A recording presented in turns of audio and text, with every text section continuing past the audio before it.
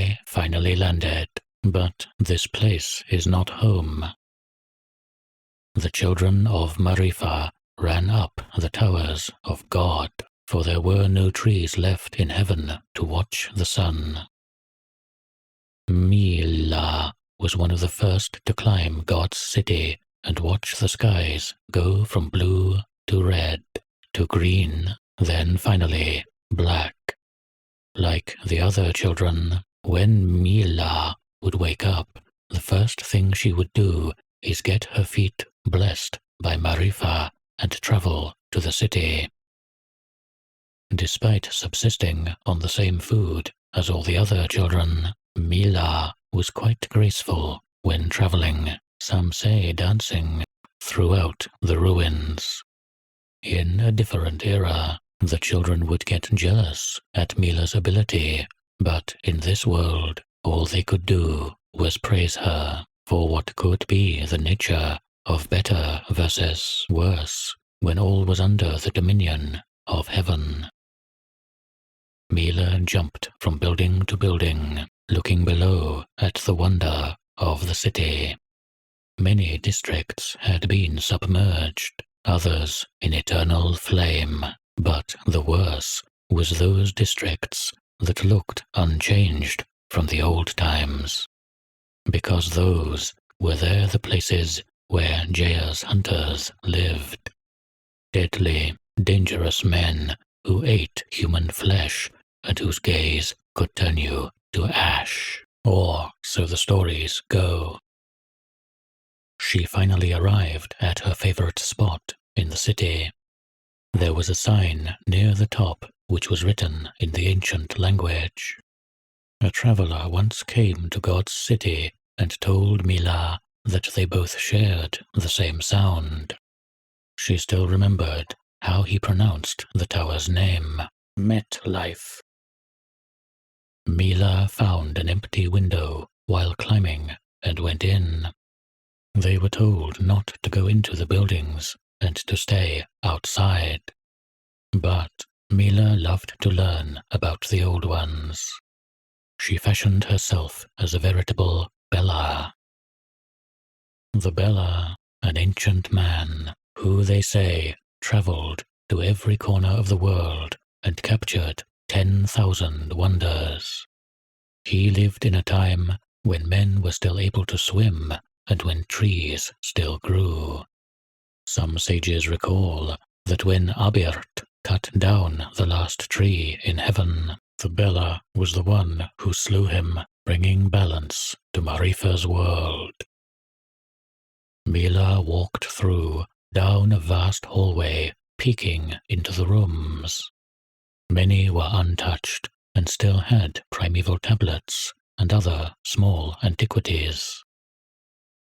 Suddenly, as her eyes glazed from one spot to another, she found herself looking at a treasure. It was a thin white sheet with a small drawing at the base. It was a tree.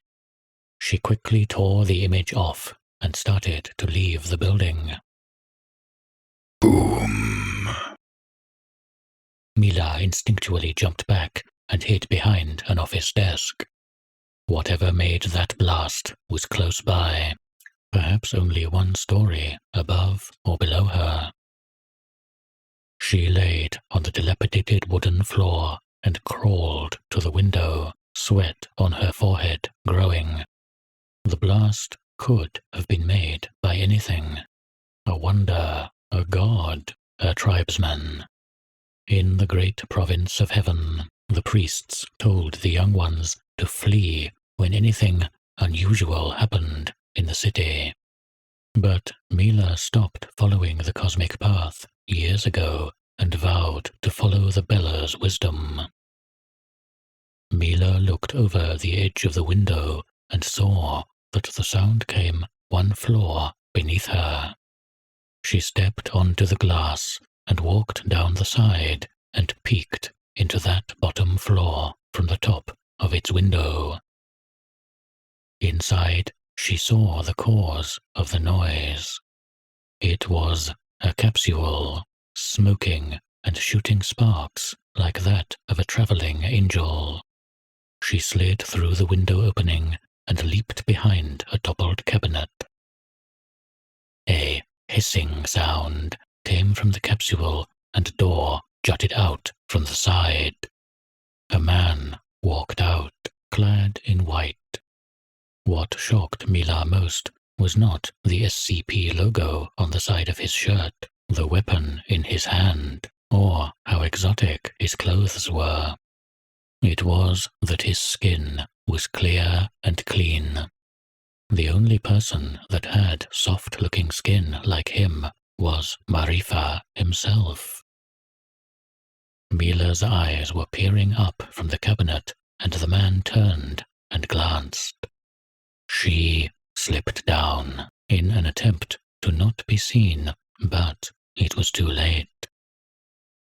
What the hell was that? Thought Lieutenant Sampson. He popped his head outside of his lander. Where am I? This doesn't look like Omicron Null. His eyes darted around the room. Sampson's hand fumbled around in his backpack till he found his pistol. He was on his way to meet an associate across worlds, but for some reason, the extraversal jumper he was sent crash-landed in what seemed to be an abandoned building. There was dust, glass, and an overall sense of melancholy everywhere. The desks were overturned, and there was a cracked glass panel to the side. Sampson walked out of the jumper, and he immediately noticed a shifting figure near an overturned cabinet. He held up his pistol. Sampson rushed forward. It was critical that he understood the totality of his surroundings. When he got near to the cabinet, he sprang forward and aimed his gun. He didn't expect a child. He could tell that it was a girl, but barely. She wore dirty rags and had a cloth covering a large portion of her face from her mouth to her neck. What was most intriguing, though, were a number of carvings engraved on her face. There were 4 letters, M on the forehead, E on the left cheek, L on the right cheek, and A on her nose. I might still be on Earth, for all I know. Hey, there. Do you speak English? The child stared at him, but her eyes were curiosity rather than fear. Wait, I think I have something. Sampson slipped off his backpack and opened the zipper. The simple movement frightened the child, so it started to slide back. Don't worry. Shh, spoke Sampson, trying to act soft. Something that would shock the boys back home. Out of his bag, he pulled out a bar of hardtack and snapped it in 2. He put one half in his mouth and held out the other in front of the child. The child took the biscuit and uncovered the cloth that was around her face. To Sampson's surprise, the child's lips were sewn shut and there was a small gash in her throat. She broke the tack in very small pieces and slowly threw them in. Sampson's idea that this was still his Earth quickly faded. The child leaped over the cabinet and went near the capsule. She stared at it for a while, and Sampson came over. Her eyes glanced at the capsule, and they stopped at a familiar image. A double circle with 3 prongs pointing inward and 3 edges jutting out. Can you read? Sampson dragged his fingers over the words as he said, These words say multi-versal SCP. Mila's ears perked up. Before another word could be spoken, she leaped in front of Sampson and in one hand grabbed an arrow that silently pierced the air around them. For Sampson, time seemed to slow down, as he realized that they were just attacked. Samson brought out his pistol from his holder and squatted down. Mila leaped onto Samson's back and guided him to the window.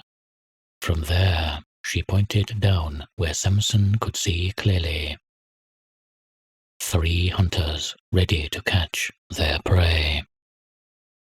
"Finally, some good fun," laughed the lieutenant.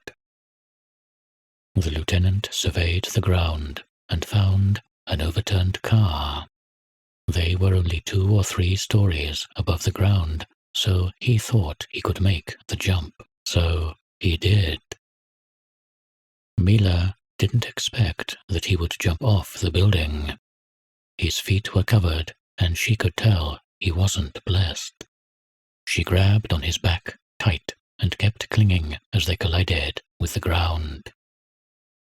The clean man ran, dodging a great number of arrows, and hid behind an esoteric machine.